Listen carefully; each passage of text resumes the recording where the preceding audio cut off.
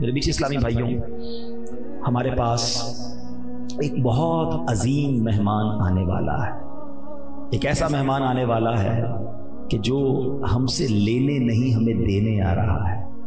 ہمارے گھر پہ جب کوئی مہمان آتا ہے ہم اس کی تیاری کرتے ہیں، اور جیسا کلوز گیسٹ ہوتا ہے اتنی زیادہ تیاری کرتے ہیں، جتنا ریسپیکٹیبل ہوتا ہے اتنی پریپریشن کرتے ہیں. مگر ایک ایسا مہمان آنے والا ہے جس کی سگنیفیکنس، جس کی اہمیت کو سمجھنے کے لیے ایک حدیث ہی کافی ہے کہ پیارے آقا علیہ الصلوۃ والسلام فرماتے ہیں کہ اگر میری امت کو پتا ہوتا کہ رمضان کیا ہے تو وہ تمنا کرتے کہ سارا سال ہی رمضان ہو.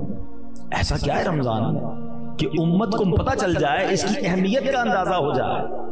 ایک اور مولا علی شیر خدا کرم اللہ تعالی وجہ الکریم کی کال سے سمجھیے.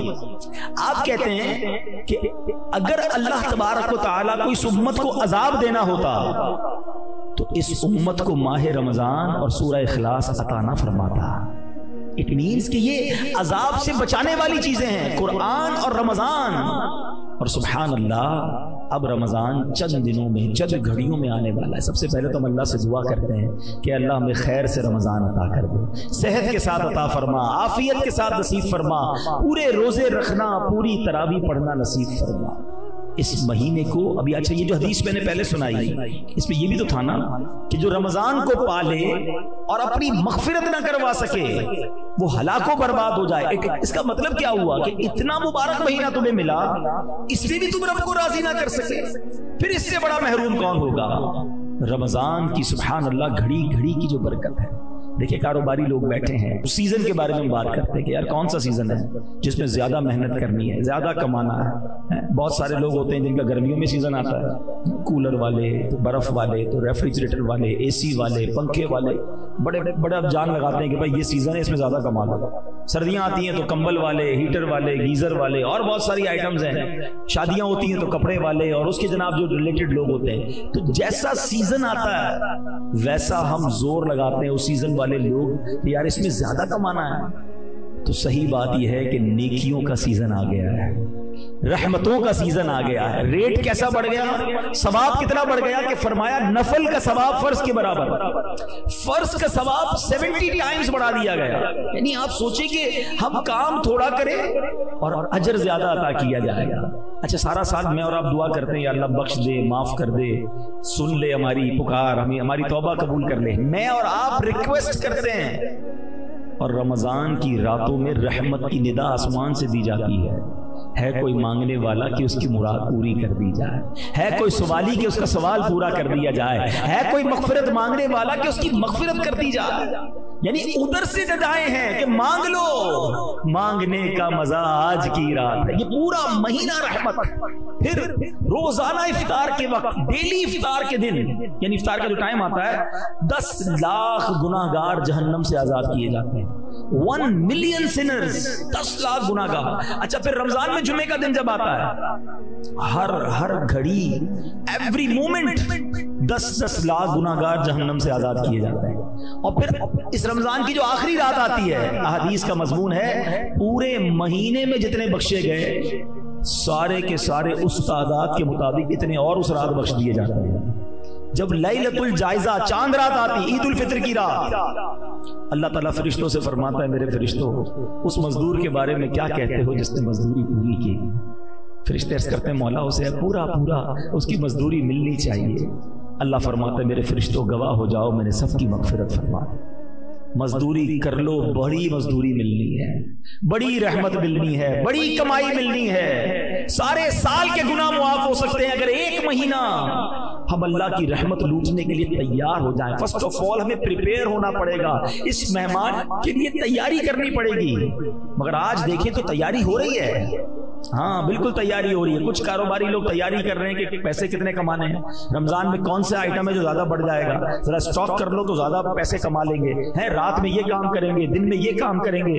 بڑی تیاریاں ہو رہی ہیں. اچھا فیملیز میں کیا تیاریاں ہو رہی ہیں، افطار میں کیا پکانا ہے، شہری میں کیا بنانا ہے، یہ آئٹم شارٹ تو نہیں ہے گھر میں یہ بھی منگوا لو، شربت کون سا بنے گا، کھانے پینے کی تیاریاں ہو رہی ہیں. اچھا رمضان کے صدقے میں عید الفطر ملے گا، ٹھیک ہے نا، عید کا دن ملے گا. مگر رمضان میں کیا تیاری ہو رہی ہے کہ عید کیسے گزارنی ہے. 8-10 रोजे के बाद बाजार आबाद। और अब जनाब वो रातें जो इबादत के लिए आई थी वो मार्केट में इसलिए जा रहे हैं कि ईद को पहनना क्या है, मगर इस पूरी प्रिपरेशन में इबादत की तैयारी कहाँ है, दुआओं की तैयारी कहाँ है, सजदों की तैयारी कहाँ है, अल्लाह की रहमत लूटने की तैयारी कहाँ है कि मुझे किसी सूरत मगफिरत लेनी है, रह ना जाऊं, सब बख्शे जाएं और मैं ना मारा जाऊं। इसकी प्रिपरेशन कहाँ है, इसकी तैयारी कहाँ है। हम सब बहुत कुछ सोचते हैं, लेकिन क्या बैठकर कभी घर वालों के साथ ये मशवरा किया कि कौन कब कहाँ क्या पढ़ेगा, कुरान पढ़ने का टाइम कौन सा होगा, नमाजें कहाँ पढ़नी है, तरावी, और उसके बाद जनाब और इबादतों का क्या मामला होगा। नहीं मेरे पीछे से, इससे बहुत ज्यादा दूरी है। अनफॉर्चुनेटली रमजान को हमने ऐसा लगता है कि फूड फेस्टिवल बना दिया है, यानी जैसे ही अभी रमजान आएगा तो रेस्टोरेंट वाले लगा देंगे कि ऑल यू कैन ईट, इफ्तार में इतनी आइटमें हैं, सहरी में इतनी आइटमें हैं। आपस में बातें भी हो रही होती हैं कि आज क्या इफ्तार करना है, अच्छा सहरी में किधर चलना है, रात को किधर खाने चलना है। बस अल्लाह अकबर, ये क्यों नहीं कहते कि आज कहाँ बैठकर कुरान पढ़ना है, आज तफसीर कहाँ सुननी है, आज दुआ किधर करनी है, आज रात मस्जिद में कहाँ गुजारना है, अरे आज रहमत किधर से लूटनी है।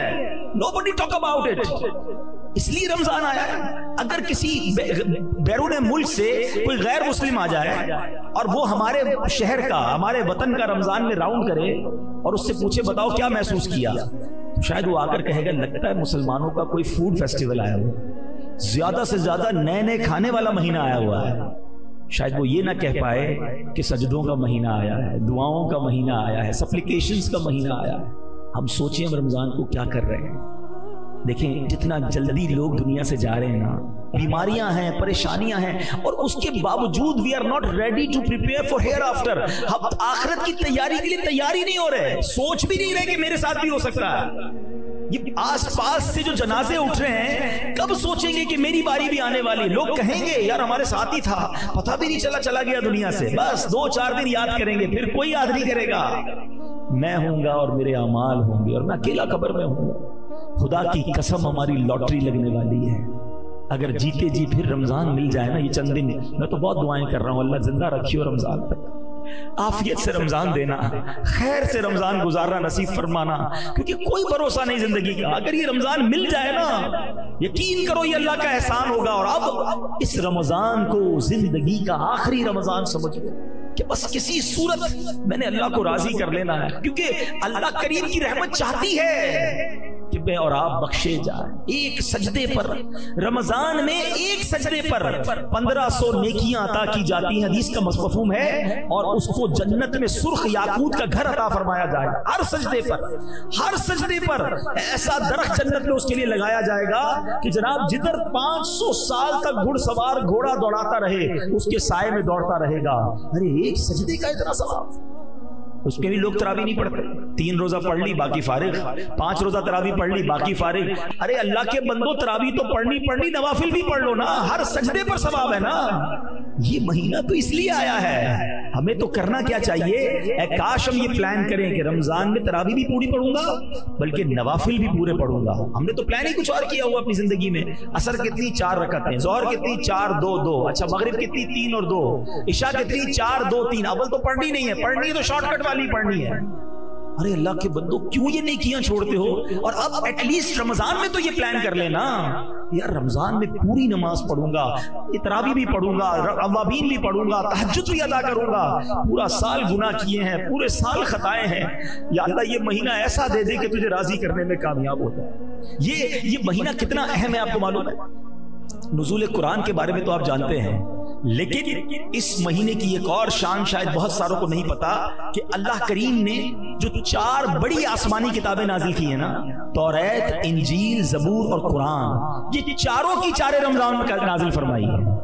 यानी रमजान ही को चुना गया। सुभान अल्लाह। आइए आपकी मालूमात में इजाफा करूं कि मुस्नद इमाम अहमद की रिवायत में है कि अल्लाह के आखिरी नबी सल्लल्लाहु तआला अलैहि वसल्लम ने फरमाया, हजरत इब्राहीम के सहीफे रमजान की पहली रात में नाजिल हुए, तौरात शरीफ रमजान मुबारक की 7वीं रात में नाजिल हुई, इंजील मुकद्दस रमजान की 14वीं रात नाजिल हुई, और ज़बूर शरीफ रमजान की 6 तारीख को नाजिल हुई। और सुभान अल्लाह, कुरान के बारे में रब फरमाता है شہر رمضان الذی انزل فیہ القرآن، رمضان کا مہینہ جس میں قرآن نازل کیا گیا۔ سبحان اللہ، ذرا سوچئے اس مہینے کی اہمیت کیا ہے، اور ہمیں اس مہینے میں کتنی بڑی نعمتیں عطا کی گئی ہیں، کتنی مہربانیاں کی گئی ہیں۔ پہلا عشرہ عشرہ رحمت، دوسرا عشرہ عشرہ مغفرت، تیسرا عشرہ جہنم سے آزادی کا عشرہ۔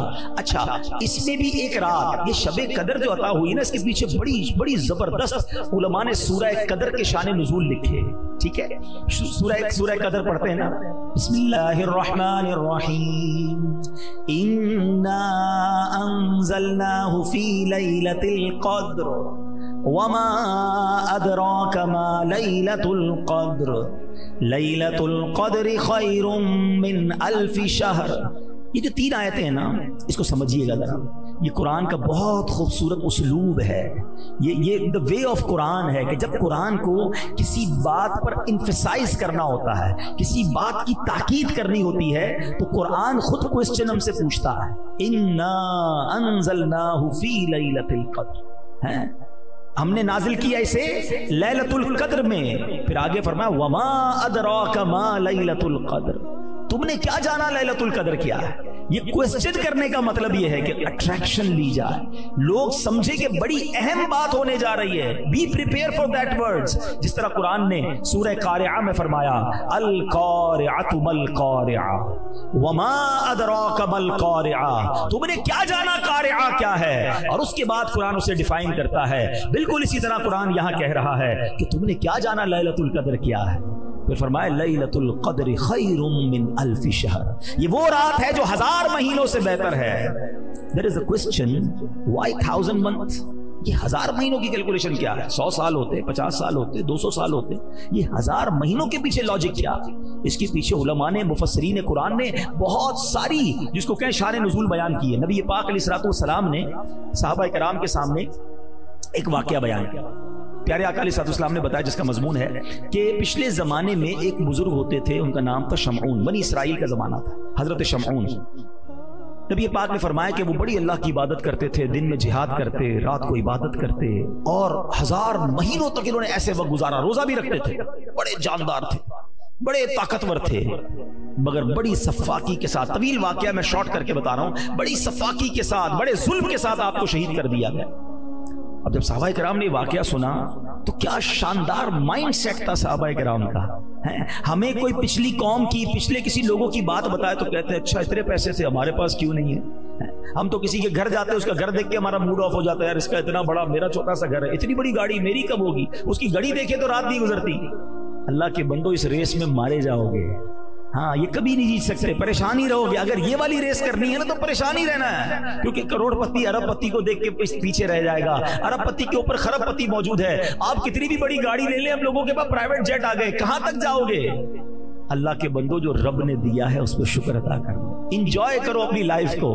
ہاں چلے ایک اس بات کو ہی روکتے ہیں، یہ بات جب چلی ہے اور اس کیلیبر کے لوگ بیٹھے ہیں، لائف میں اگر سکون لانا چاہتے ہیں نا تو 2 باتیں یاد کر لیں کہ نعمتوں میں اپنے سے کمتر لوگوں کو دیکھیں، ٹھیک ہے، اور نیکیوں میں اپنے سے آگے لوگوں کو دیکھیں، آپ کی لائف مزیدار ہو جائے گی۔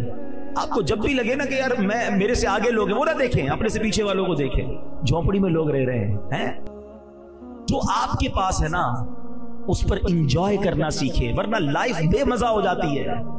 میں آپ کو سمجھاتا ہوں اس بات کو۔ ایک بادشاہ تھا، وہ بڑا پریشان رہتا تھا، بڑے پیسے تھے اس کے پاس، مگر نیند نہیں آتی تھی، ٹینشن بہت تھی۔ اپنے وزیر کو بلایا کہ یار بتاؤ تو صحیح کہ یہ اتنے پیسے، اتنا مال، اتنا سلطنت، نیند ہی نہیں آتی، عجیب سی کیفیت رہتی ہے، اور میں اپنے غلاموں کو دیکھتا ہوں یہ بڑے مزے میں مستی مذاق کر رہے ہوتے ہیں، رات کو سکون کی نیند سو جاتے ہیں، زمین پہ ہی سو جاتے ہیں، مجھے نرم بستر پر نیند نہیں آتی۔ میری اور ان میں فرق کیا ہے؟ یہ اتنا انجوائے کیوں کر رہے ہیں لائف کو، میں پریشان کیوں؟ اس نے کہا بادشاہ سلامت، یہ بات آپ کو 99 نمبر کے فارمولے سے سمجھ آئے گی۔ یہ کون سا فارمولہ ہے؟ کبھی سمجھاتا ہوں۔ اس نے ایک غلام کو بلایا، ادھر آؤ بادشاہ سلامت، آپ اس کو 100 اشرفیاں تحفے میں دے دیں۔ بادشاہ تھا، اس کے لیے 100 اشرفیاں کیا چیز ہے، 100 اشرفیوں کی تھیلی منگوائی، وزیر کے ہاتھ میں دی۔ اس وزیر نے کیا کیا، چپکے سے اس کے اندر سے ایک اشرفی نکال کے جیب میں رکھ لی، جاؤ مبارک ہو۔ उस गुलाम की तो लॉटरी लग गई, जिंदगी में एक अशरफी नहीं देखी थी, 100 अशरफियां। ओ जनाब, घर गया, खुशी खुशी सारे घर वालों को, बच्चों को जमा किया, बीवी को बुलाया, मुबारक हो मुबारक हो। क्या हुआ? 100 अशरफियां बादशाह ने दी हैं, अपनी तो जिंदगी बन गई। सारे बच्चे खुश, वाइफ भी खुश। बच्चे कहते हैं, अब वो अशरफियां दिखाई तो सी होती कैसी, हमने देखी नहीं आज तक। थैली खोली और अशरफियां उसने निकाल दी। कब वो हम गिन लें? गिनो। बच्चों ने गिनना शुरू की, कितनी निकली? 99। एक तो रख ली थी ना उसने। कब हुई तो 99 है। नहीं नहीं, बादशाह ने दिए 100 होती हैं, पूरी 100 होंगी, गिनो तो मैं गिनना नहीं आता। फिर गिनी 99। बीवी ने कहा हटो हटो मैं गिनती हूँ, बच्चों को गिनना नहीं आता। बीवी ने गिनी, निकली 99। शौहर ने कहा तुम सब हटो, तुम्हें गिनती नहीं आती, मैं गिनता हूँ। निकली 99। अब बीवी कहती तुम हो ही ऐसे, 100 दी होंगी तुमने, रास्ते में गिरा दी होगी। बच्चे कहते हैं वो एक अशरफी शॉट कराया, पता है एक अशरफी कितने की होती है, उससे तो कितने काम बन जाते। नहीं नहीं, इधर ही होगी। बिस्तर उठाया, टेबलें उठाई, पूरा घर उथल पाथल, सारी रात इसी में गुजर गई कि वो एक किधर गई। सुबह आया वो गुलाम बादशाह के दरबार में, आंखें सूजी लाल, जो रोज सुकून से सोता था। वजीर ने कहा क्या हुआ तुम्हें? कहा बादशाह सलामत, बड़ा मसला हो गया। क्या हुआ? आपने तो 100 दी होंगी लेकिन हुआ ये, घर गया तो 99 निकली थी। वजीर ने जेब से एक निकाली कि ये एक ले जाओ। वो तो चला गया। अब वजीर ने जो बादशाह से बात की ना, मैं आप सबको समझाना चाहता हूँ। तो बादशाह सलामत, आपका प्रॉब्लम भी यही है, आपके पास जो है ना आप उस पर खुश नहीं है, जो नहीं है उसी की फिक्र में जिंदगी खराब कर बैठे हैं। हम सबका यही हाल है। खुदा की कसम इतना है हमारे पास कि सारा जिंदगी सजदा करते गुजार दें, और हम में से बहुत सौ के पास तो इतना है हमारे बच्चे भी खाएं तो खत्म नहीं होगा। मगर टेंशन ये कि वो क्यों नहीं है, वो कब मिलेगा? वो एक अशरफी की तलाश में तुम जो 99 मिली हुई है उसको ना एंजॉय कर रहे हो, ना शुक्र अदा कर रहे हो, ना मजे ले रहे हो लाइफ के। अरे जो है उस पर खुश रहो। तो बहरहाल मेरे मीठे इस्लामी भाइयों, ये बात नबी पाक ने जब सहाबा को बताई ना कि वो हजरत शमून ने इतनी इबादत की, तो सहाबा ने क्या खूबसूरत माइंड सेट था। बात यहीं से चली थी ना, वापस आ गया मैं। सहाबा कहते हैं हुजूर इतने सारी इबादतें की उन्होंने 1000 महीनों तक। हुजूर हमारी तो उम्र ही थोड़ी है, हम तो छोटी उम्र वाले, उसमें आराम भी करते हैं, बचपन में गुजर गए कुछ साल। तो ये पिछली कौम वाले तो आगे बढ़ गए नेकियों में। Look at the mindset of सहाबा किराम, उनको फिक्र ही ये थी कि हुजूर वो नेकियों में आगे बढ़ गए। अब जब सहाबा ने ये कहा ना, तो नबी पाक अलैहिस्सलाम के भी दिल अक़दस पर रंज हुआ, और मेरे आका के दिल पर रंज हो तो रब को ये कब गवा रहा है। जिब्रील अमीन आ गए, कहते हुजूर घबराइए नहीं, अल्लाह करीम ने आपकी उम्मत को एक ऐसी रात अता कर दी है, सूरह कदर लेकर आए, एक ऐसी रात अदा कर दी है कि जो अगर आपकी उम्मत साल में एक बार उस रात में इबादत कर ले, हजरत शमऊन के 1000 महीनों वाली जो इबादत है उससे ज्यादा जो है आपकी उम्मत आगे बढ़ जाएगी। So that is the reason of 1000 months। ये पीछे लॉजिक है कि वो वाली 1000 महीने की इबादत जो उन्होंने की, अगर कोई शबे कदर में कर ले तो उनकी इबादतों से आगे बढ़ जाता। आइए अपने बयान को एक और लेवल पर ले चलते हैं। अगर रमजान प्रॉपर तरीके से गुजारना है तो आइए ना ये जान लेते हैं नबी पाक रमजान कैसे गुजारते थे, जिनके सदके रमजान मिला, जिनके सदके कुरान मिला। सरवरे कायनात का रमजान कैसे गुजरता, सुभान अल्लाह। What is the schedule of रसूल पाक सल्लल्लाहु तआला अलैहि वसल्लम इन मंथ ऑफ रमजान। ठीक है, बीबी आयशा सिद्दीक़ा रज़ियल्लाहु तआला अन्हा फरमाती, कुछ हदीसों का खुलासा मैं पेश कर रहा हूँ। आप फरमाती हैं कि मेरे आका अलैहिस्सलातु वस्सलाम जब रमजान आता ना, आप अपने बिस्तर पर कम तशरीफ लाते, इबादत पर कमर बस्ता हो जाते, रात रात देर तक जो है वो नवाफिल अदा होते, दुआएं होती। फरमाती हैं नबी पाक के चेहरे का रंग बदल जाता था, मुतगय्यर हो जाता था। और नबी पाक के पास जब जिब्रील अमीन आते तो मेरे आका उनके साथ कुरान का दौर फरमाते, ठीक है। और मेरे आका की दरियाए सखावत का आलम यह था कि जिस तरह तेज आंधी चलती है, नबी पाक रमजान में उससे भी ज्यादा सखावत फरमाते थे, उतनी ज्यादा अल्लाह की राह में खर्च करते थे। तो हदीसों से ये 4 मेन बातें पता चली हैं, नमाजें, नवाफिल, दुआएं, तिलावत और सखावत। ये हमने भी पकड़ लेना है। अपने रमजान को इस बार इस तरह गुजार के देखो कि इबादत में गुजारना है, सारी नमाजें पढ़नी है, रोजे रखने हैं, तरावी पढ़नी है, खूब तिलावत करें। तिलावत का भी बड़ा मसला है, कहने में मजा नहीं आ रहा, मगर बहुत बड़ी तादाद वो है जिनको प्रॉपर अब तक कुरान पढ़ना ही नहीं आया। دنیا بھر کی معلومات. $1 لینا نہیں, ڈالر کا روز ریٹ چیک کرنا ہے, سونے کا بھاؤ چیک کرنا ہے, دنیا بھر کی بحث کرنی ہے. قرآن پڑھنے نہ سیکھ سکا. بتاؤ نا یہ کیسی زندگی ہے. حدیث پاک کے الفاظ ہیں, وہ دل ویران ہے جس میں کچھ قرآن نہیں ہے. اپنے آپ سے پوچھو, اتنی نالج دنیا کی اور دل ویران قرآن کے بغیر. نہ کریں ایسا. ایٹ لیسٹ اس رمضان کو تو انڈرسٹینڈنگ آف قرآن کا مہینہ بنا لو نا. اس رمضان میں اپنا شیڈیول ایسا بنائیں کہ یار 1 گھنٹہ روزانہ ایٹ لیسٹ تراویح کے علاوہ میں صرف قرآن کو دوں. اور آپ کے لیے اب کتنی آسانی ہو گئی ہے. ایک بزرگ نے بڑی پیاری بات کی کہ پچھلے 1400 سالوں میں دین سیکھنا اتنا آسان نہیں تھا جتنا اب آسان ہو گیا ہے. کتابیں PDF پہ آ گئیں, ویڈیوز آنا شروع ہو گئیں, کورسز آن لائن ہونا شروع ہو گئے. یعنی اگر کوئی دین سیکھنا چاہتا ہے, نہیں چاہتا تو اس کی مرضی ہے. اب فنگر ٹپس پہ دل میں دین ہے. ارے وہ زمانہ تھا لوگ اونٹوں پر, گھوڑوں پر, صحابہ کرام نے 6 مہینے کا سفر کیا ایک حدیث سننے کے لیے. آج کمپائل کر کے بکس ہیں, ذرا آپ انٹرنیٹ پہ سرچ کریں, کتابیں موجود ہیں, PDF پہ موبائل میں آ جاتی ہیں, ایپلیکیشنز مل جاتی ہیں, آڈیو بکس آ جاتی ہیں. اگر نہیں سیکھنا تو اور بات ہے. ایک جملہ یاد کر لو, کام آئے گا. جس کو کام کرنا ہو نا, کوئی بھی کام کرنا ہو, اس کے لیے راستے بہت, جس کو نہیں کرنا نا اس کے لیے بہانے بہت. اب آپ راستے نکالنے والے ہیں یا بہانے بنانے والے ہیں, یہ خود سوچ لیں. میری گزارش ہے اس رمضان میں انڈرسٹینڈنگ آف قرآن ڈیولپ کریں. اللہ کہتا کیا ہے قرآن میں, فرمایا کیا اس نے, مجھ سے کیا بات کی ہے رب نے. تو خدا را قرآن کو وقت دیں, قرآن کی اپنے تلفظ درست کریں. دعوت اسلامی یہ ساری سروسز آپ کو دے رہی ہے. آن لائن کلاسز موجود ہیں, آپ آن لائن پڑھ لیں, گھر بیٹھے آپ کو آن لائن قاری صاحب پڑھا دیں گے, اسلامی بہنوں کو اسلامی بہنیں پڑھا دیں گی. اس کے علاوہ ہمارے پاس ہم نے بڑی ایک آسان تفسیر قرآن صراط الجنان بالکل آسان اردو میں موجود ہے. اس کو PDF بھی ڈال دیا ہے, اس کو اپلیکیشن بھی بنا دیا ہے, آپ آڈیو بھی ریلیز کر دی ہیں تاکہ آپ گھر بیٹھے صرف سنتے ہی رہیں قرآن کو کہ ترجمہ کیا ہے, تفسیر کیا ہے. اور آج کی اردو میں 100 سال پرانی اردو ڈیفیکلٹ تھی, اور آسان اردو میں لکھ دیا کہ لوگ سمجھیں. تو اس بار قرآن کے ساتھ رمضان گزاریں. میرے آقا دور فرماتے تھے قرآن پر. جو حافظ بچے مجھے سن رہے ہیں, کم از کم رمضان میں قرآن تو پکا کر لیں. رمضان میں تو اپنے قرآن کی دہرائی کریں. ویسے تو سارا سال ہی آپ کو کرنا چاہیے تھا, لیکن یہ تو نزول قرآن کا مہینہ ہے. خاص رمضان اور قرآن کا ایک کمبینیشن ہے, اس کو حاصل کر لیجئے. اور پھر اس رمضان میں سخاوت کیجئے. اور یہ جو سخاوت ہے نا, اس کے پیچھے بھی ایک لاجک بڑی پیاری ہے. رمضان کو ماہ صبر بھی کہا جاتا ہے, ماہ مواسات بھی کہا جاتا ہے. ماہ مواسات کے معنی کیا ہے؟ خیر خائی کرنا, مدد کرنا ہے, لوگوں کی ہیلپ کرنا.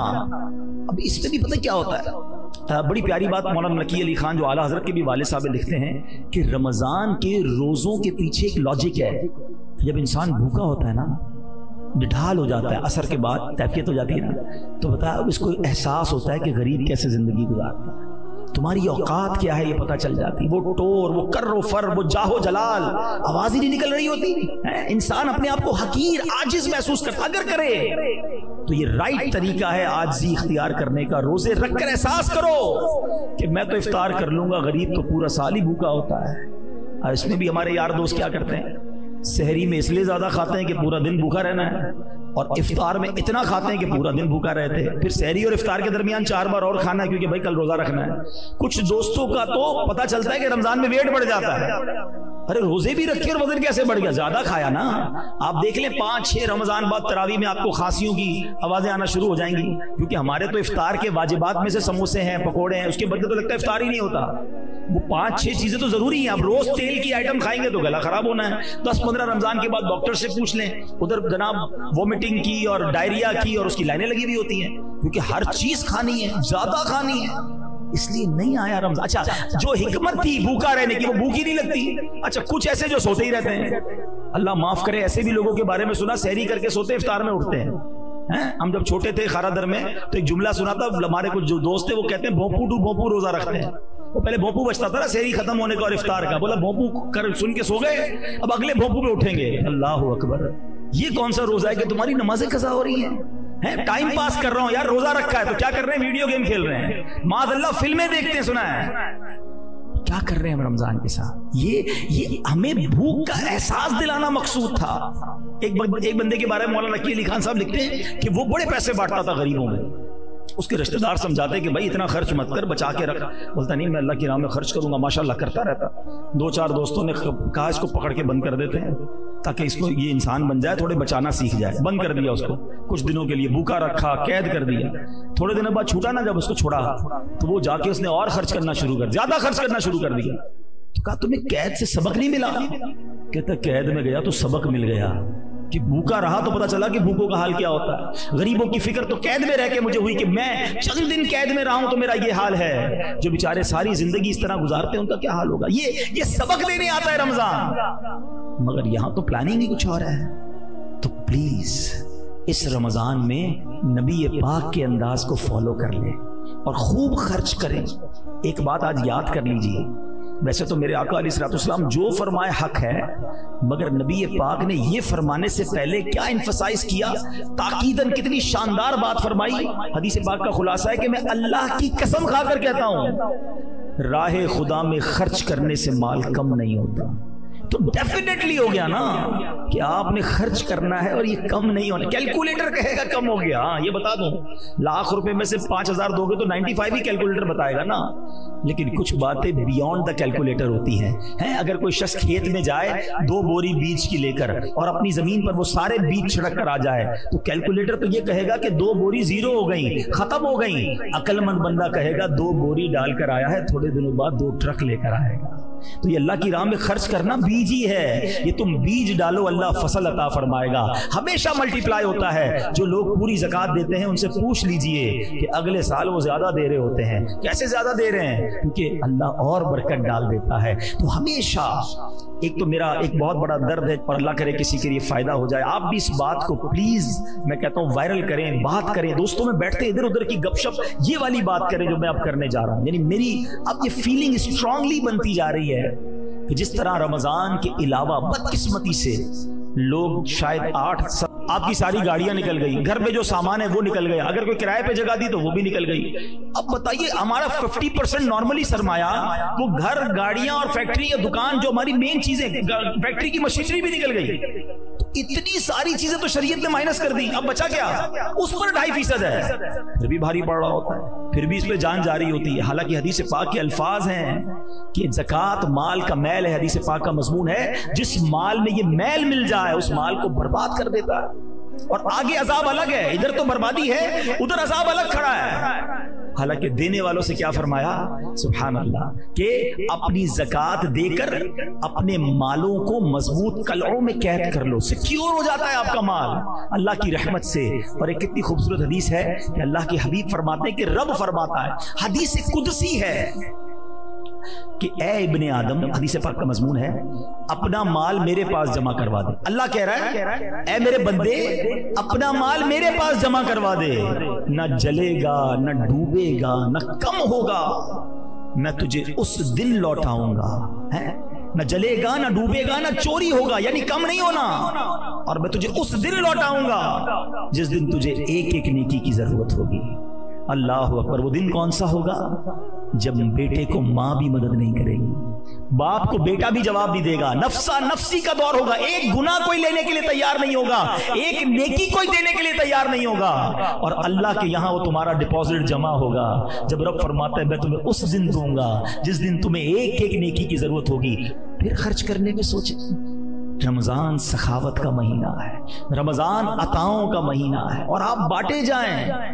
اگر زکوٰۃ دے بھی دی نا اور نیکی کا کوئی اور کام آ گیا اور دے دیں. اور یہ بھی حدیث پاک کے الفاظ ہیں کہ گن گن کر خرچ نہ کرو, ورنہ وہ رب کریم بھی تمہیں گن گن کر عطا فرمائے گا.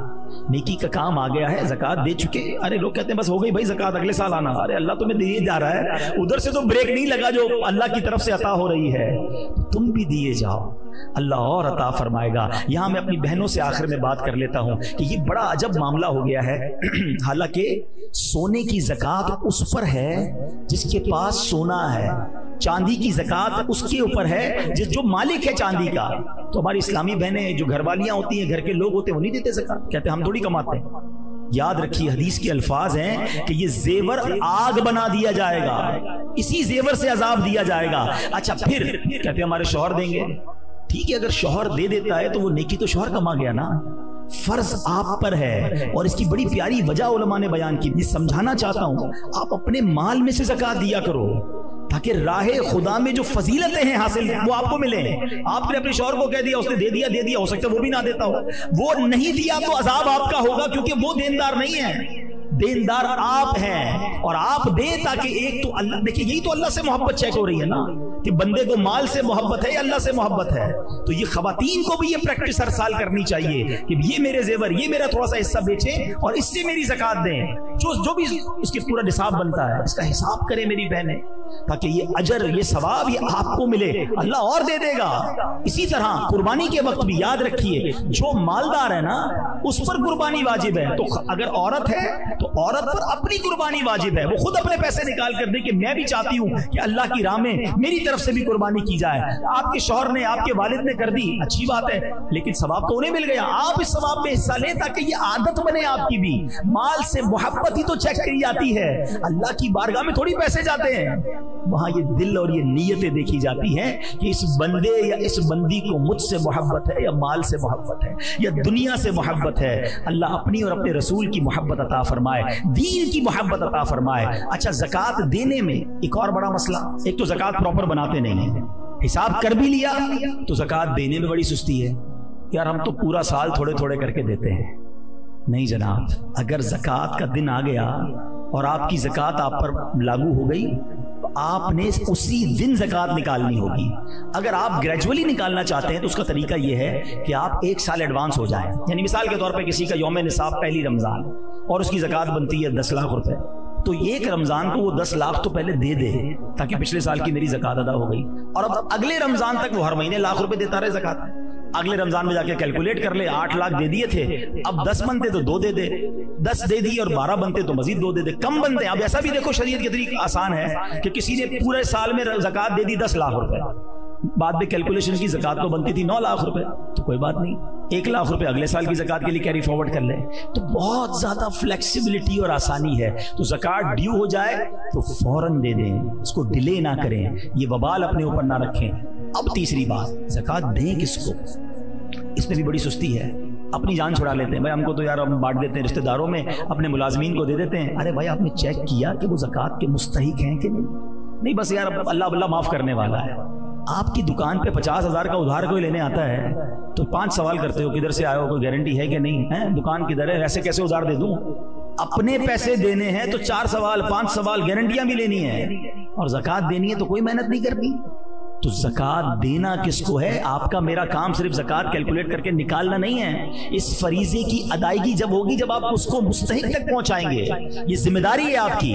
ہاں, اللہ کی رحمت سے کچھ لوگ ہیں جو آپ کی ذمہ داری اٹھا لیتے ہیں, تو پھر تو بہت اچھی بات ہے. اگر آپ کو ان پر یقین ہے تو پھر ان لوگوں کے ذریعے زکات دی جائے. مگر زکات دینے کا بہترین جو یہ سمجھے کہ گھر کہہ لیں, بہترین ہیڈ کہہ لیں, سب سے پہلا حق آپ کے اپنے غریب رشتہ داروں کا ہے. پہلے اپنے غریب رشتہ داروں کو دیکھیں. ہاں, وہ زکات کے مستحق ہونے چاہیے, یہ یاد رکھیے گا کہ یار رشتہ داروں کو دینا زکات ضروری ہے, اچھی بات ہے, لیکن وہ مستحق ہی نہیں ہے. آپ زکات دیں گے تو آپ کی زکات ہی ادا نہیں ہوگی. تو پہلے حق آپ کے غریب رشتہ داروں کا ہے.